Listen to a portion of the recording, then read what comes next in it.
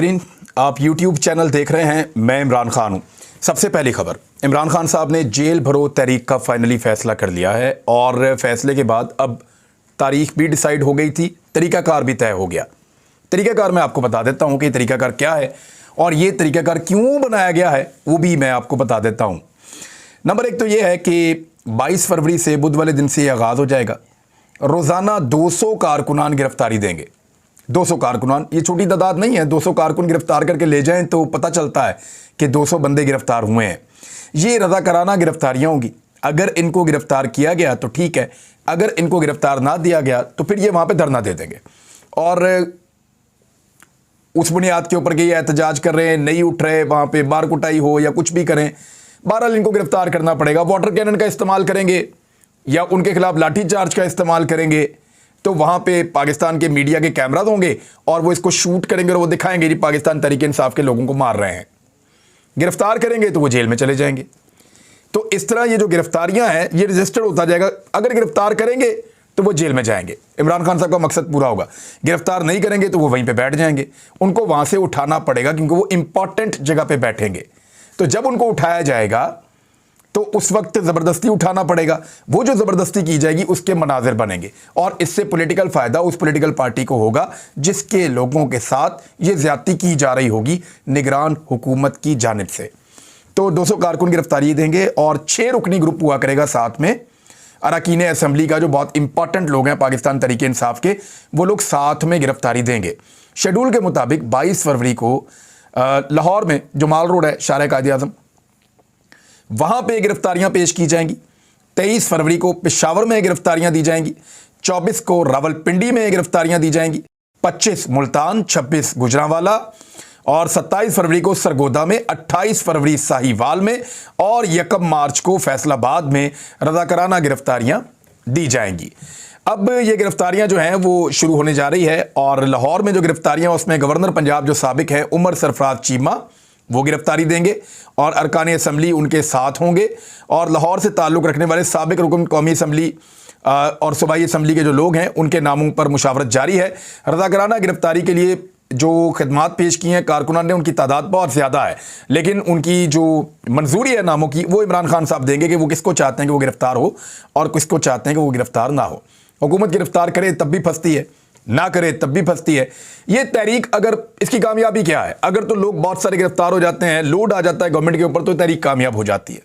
लेकिन अगर लोड नहीं आता तो क्या होगा? इमरान खान साहब की जो एक पॉलिटिकल मूवमेंट है या इमरान खान साहब का जो सियासी तौर पे अपने कारकुनों को मुतहर्रिक रखने का एक उन्होंने तरीकाकार ढूंढा हुआ है वो काम कर जाएगा। और पाकिस्तान तहरीक इंसाफ के कारकुनों को इमरान खान साहब ने 1 साल होने वाला है, अब तक डाउन नहीं जाने दिया। पिछले साल मार्च से लेकर अब तक वो कंटिन्यूसली जलसे जुलूस करते रहे हैं। गोलियां लगने के बाद से लेकर अब तक वो 3 महीने हो गए अपने घर में मौजूद हैं, लेकिन इसके बावजूद उन्होंने कारकुनों को मुतहर्रिक रखा है। उनकी मकबूलियत में कमी नहीं आई बल्कि मकबूलियत में इजाफा हुआ है। ये 2 वजूहात हैं। नंबर 1, इमरान खान साहब का अपना एक पॉलिटिकल तरीक़ाकार और वो जिस पिच के ऊपर अपनी सियासत को उन्होंने रखा हुआ है उसकी वजह से उनका कारकुन मुतहर्रिक है। और नंबर 2 ये है कि पीडीएम की कारकर्दगी जिसका बेड़ा ही गर्क हो गया है। यानी पीडीएम ने वो कर दिया इस मुल्क के साथ कि मरियम नवाज ने अपने चचा की हुकूमत को डिसोन कर दिया। मैं मानती नहीं कि मेरी हुकूमत है, दौड़ गए।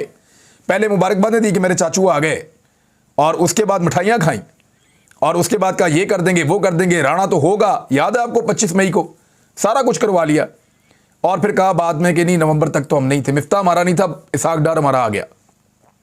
उसके बाद जनाब ये भी टाइम हमारा नहीं था, नवंबर के बाद हम आए।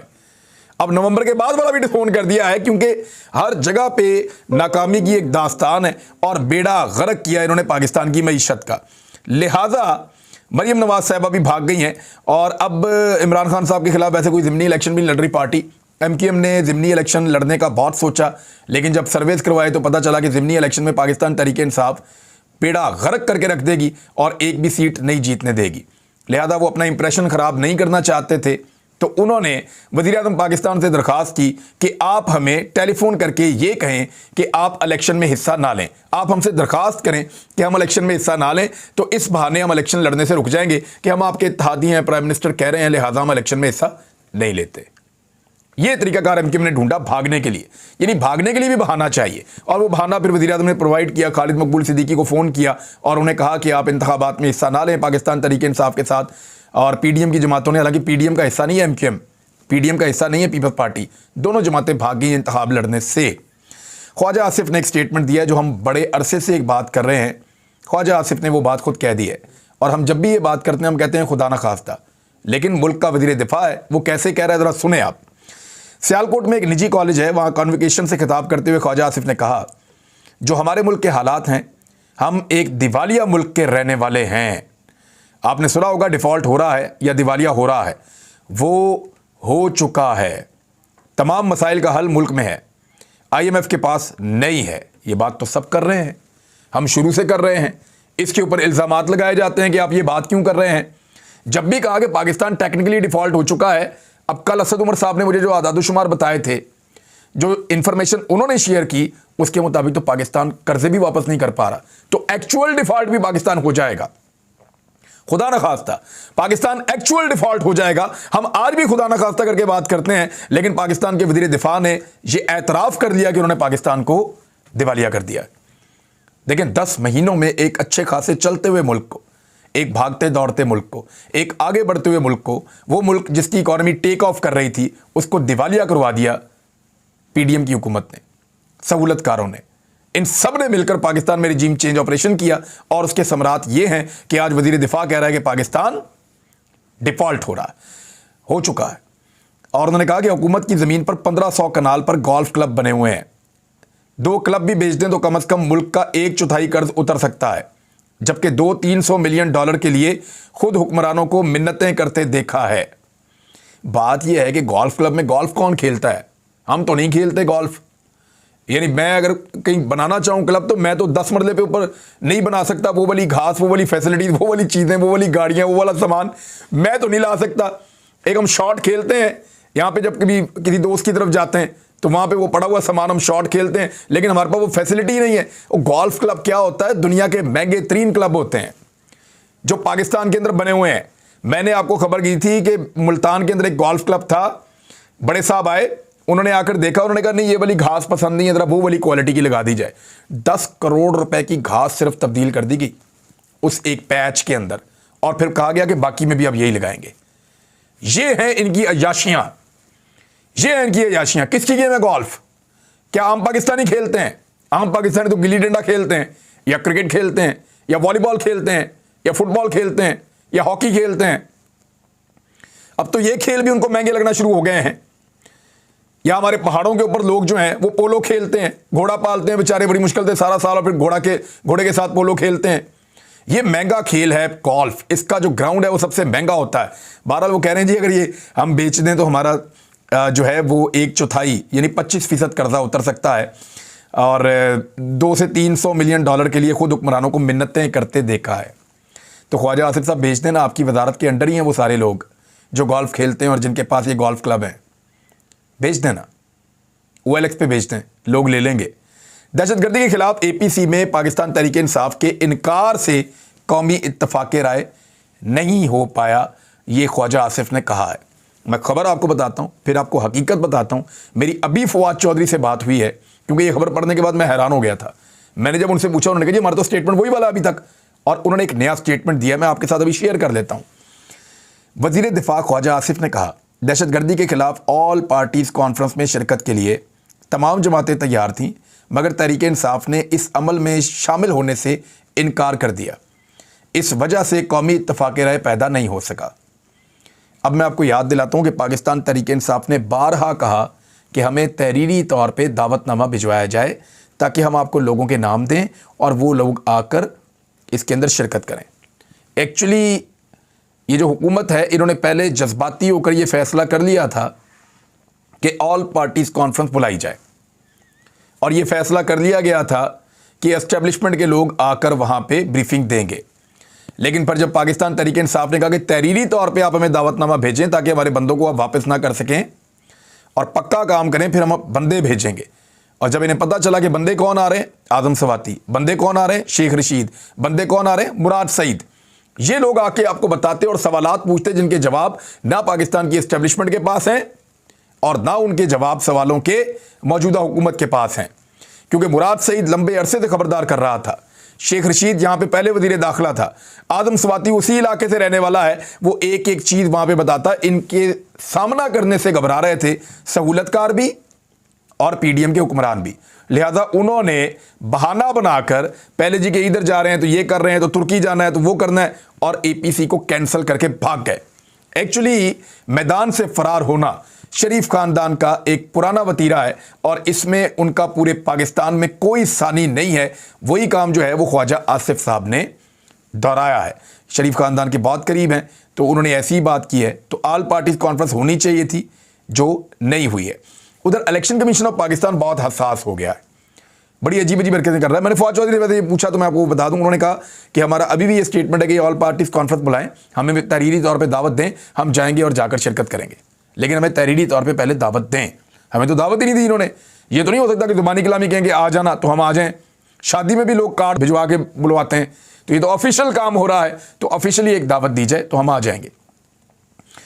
इलेक्शन कमीशन ने सदर मुमलिकत को जवाब दे दिया और ख़त के जो अल्फाज थे ना कि बेहिसी का लफ्ज़ इस्तेमाल किया था सदर पाकिस्तान ने।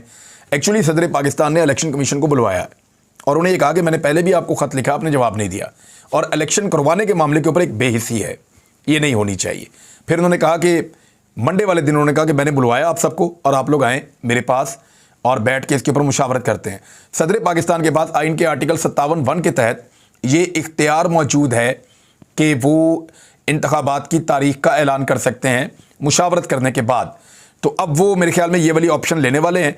इलेक्शन कमीशन वहाँ पे जाएगा ज़रूर, लेकिन आजकल इतना हसास हुआ है कि उनके दफ्तर के बाहर एहतजाज हो जाए तो दहशतगर्दी के पर्चे हो जाते हैं साबिक वज़रा पे और साबिक वज़ीर आज़म पे। हसास इतना हो गया कि सदर पाकिस्तान ने एक बेहिसी का लफ्ज़ इस्तेमाल किया और उन्होंने कहा जी इससे बड़ी मायूसी हुई है और अदालतों का हम एहतराम करते हैं, सदर की जानिब से इलेक्शन कमीशन के बारे में बेहिसी के अल्फाज लिखना मुनासिब नहीं। सदर मुमलिकत की जानिब से ऐसे अल्फाज लिखने पर अफसोस और मायूसी हुई। इदारा अपनी आइनी जिम्मेदारियाँ ऐसन तरीके से सरअंजाम दे रहा है और इदारे ने सदर मुमलिकत की जानिब से तलब करदा इजलास में शिरकत का फ़ैसला किया है, जिसमें इलेक्शन कमीशन अरकान और आला हुकाम ऐवान सदर में होने वाले इजलास में शिरकत करेंगे। ऐवान सदर में इजलास पीर के रोज़ यानी परसों सुबह 11 बजे दिन को तलब किया गया है और सदर पाकिस्तान ने 2 मरतबा ख़त लिखा है इलेक्शन कमीशन ऑफ पाकिस्तान को। बहरहाल अब देखते हैं कि वहाँ पे जाके ये मामला किस तरफ या क्या रुख इख्तियार करता है। इमरान खान साहब ने एक नुक्ता उठाया, कल हम भी इस पर बात कर रहे थे और बहुत सारे लोग इस पर बात बार बार करते रहते हैं। वो ये है कि कराची पुलिस ऑफिस पर गुज़िश्ता रोज़ होने वाले दहशतगर्दाना हमले की मजम्मत करते हैं इमरान खान साहब ने कहा, और एक बार फिर हमारी बहादुर पुलिस को निशाना बनाया गया। ख़ास तौर पर शहरी मराकज़ के दरमियान दहशतगर्दी में अचानक इजाफा, इंटेलिजेंस की नाकामी और रियासत की दहशतगर्दी के ख़िलाफ़ वाज़े पॉलिसी की कमी को ज़ाहिर करता है। क्योंकि इंटेलिजेंस का एक फेलियर तो है ना, लगातार बड़े बड़े वाक़यात हो रहे हैं दहशतगर्दी के, ये पाकिस्तान में नहीं होने चाहिए लेकिन अनफॉर्चुनेटली ये हो रहे हैं, तो पाकिस्तान की इंटेलिजेंस की एक नाकामी है। नजम सेठी ने एक ट्वीट किया और फिर बाद में डिलीट कर दिया। नजम सेठी का ये कहना था कि टीटीपी ने कहा है, क्योंकि मुआहदे तोड़े गए हैं, यानी उन्होंने ये क्लेम किया कि टीटीपी के मुताबिक मुआहदे तोड़े गए हैं तो वो सिर्फ सिक्योरिटी इदारों पर हमले करेंगे और पीएसएल को कोई ख़तरा नहीं है और ये चलता रहेगा। यानी ये नजम सेठी साहब ने क्या टीटीपी से बात की है या टीटीपी ने ये क्लेम किया है कि वो सिर्फ सिक्योरिटी फोर्सेस पे अटैक करेंगे। बहरहाल ये ट्वीट उन्होंने बाद में डिलीट कर दिया। ये अपनी ख्वाहिश है जो उन्होंने बताई थी।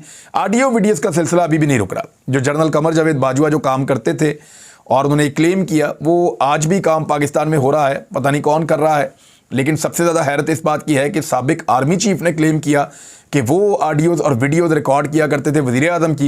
ये बड़ा अफसोसनाक है। अभी क्योंकि मैंने आपको बताया था कि यास्मीन राशिद साहिबा और CCPO लाहौर गुलाम महमूद डोगर की मुबैना ऑडियो लीक हो गई है।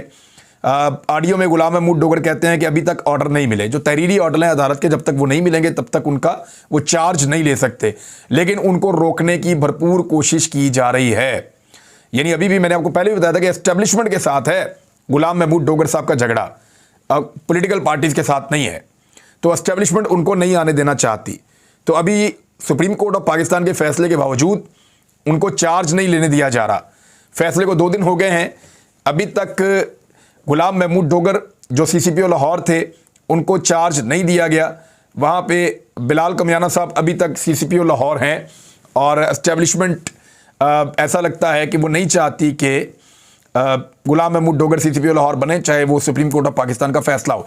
तो सुप्रीम कोर्ट ऑफ पाकिस्तान को ये देखना पड़ेगा कि उनके फैसलों के ऊपर अमल दरामद बदकिस्मती से पाकिस्तान में नहीं हो रहा और जजेस के खिलाफ घटिया और ज़ाती नौयत की कंपेन्स चलाई जा रही हैं और इन पे किसी किस्म का कोई तौहीने अदालत का नोटिस भी नहीं हो रहा। अदलिया के फैसलों के ऊपर अमल दरामद ना होना आज खुद एक तौहीने अदालत होती है, उसके ऊपर भी कोई नोटिस नहीं हो रहा। ये तस्वीर देख लें जनाब, ये तस्वीर मैं आपको दिखा देता हूँ। ये वो लोग हैं जिन लोगों ने पाकिस्तान के अंदर पाकिस्तान तहरीक-ए-इंसाफ का जीना हराम किया था, जिन्होंने 25 मई को बदतरीन तशद्दुद किया था, ये शक्लें सारी आप देख लें, और जिन्होंने इंतखाबात के अंदर बदतरीन धांधली पाकिस्तान तहरीक-ए-इंसाफ के ख़िलाफ़ की थी और ये आला कार बने थे पाकिस्तान तहरीक-ए-इंसाफ के ख़िलाफ़। तो तहरीक-ए-इंसाफ ने ये पूरी एक लिस्ट जारी की। इनमें से ये जो शक्लें आपको नज़र आ रही हैं, इन सबको अहम तैनातियाँ मिल गई हैं निगरान हुकूमत आने के बाद। पंजाब में और खैबर पख्तूनख्वा में निगरान हुकूमत आने के बाद इन 22 में से 20 ऑफिसर्स को बेहतरीन ओहदे मिल गए हैं, ज़िम्मेदारियाँ मिल गई हैं, ताकि ये पाकिस्तान तहरीक-ए-इंसाफ को दीवार के साथ लगाएं और अगले इंतखाबात में उनके लिए मुश्किलात पैदा करें और किसी भी तरह उनको इलेक्शन हराने के लिए अपना रोल प्ले करें। तो ये आपने देख लिया कि किस तरीके से निज़ाम इमरान खान को अभी भी दीवार से लगाने पर तुला हुआ है, लेकिन कुछ और बड़ी चीज़ें अहम होने जा रही हैं। अगले वीलॉग में बताऊँगा। अपना ख्याल रखिएगा, अपने इस चैनल का भी। अल्लाह हाफ़िज़।